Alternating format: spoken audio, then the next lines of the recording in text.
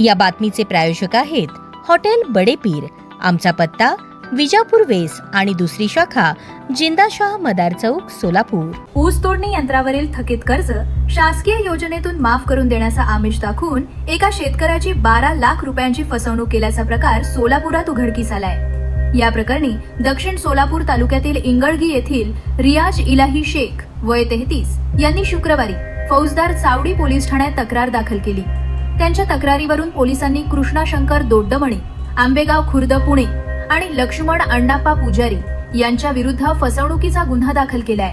पोलिसांनी दिलेल्या माहितीनुसार शेख यांनी कृषी विभागाच्या योजनेतून ऊस तोडणी यंत्र खरेदी केले होते। या यंत्रावरील काही कर्ज थकीत होते।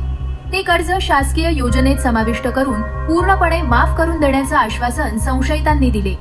15 सप्टेंबर 2025 ते 25 फेब्रुवारी 2026 या कालावधीत संशयितांनी शेख यांना सोलापूर शहरातील एका हॉटेलमध्ये अनेकदा बोलावून कर्जमाफीच्या प्रक्रियेच्या नावाखाली टप्प्याटप्प्यानं 12 लाख रुपये घेतल्याचा आरोप आहे। मात्र त्यानंतर कर्जमाफी झाली नाही किंवा घेतलेली रक्कमही परत करण्यात आली नाही।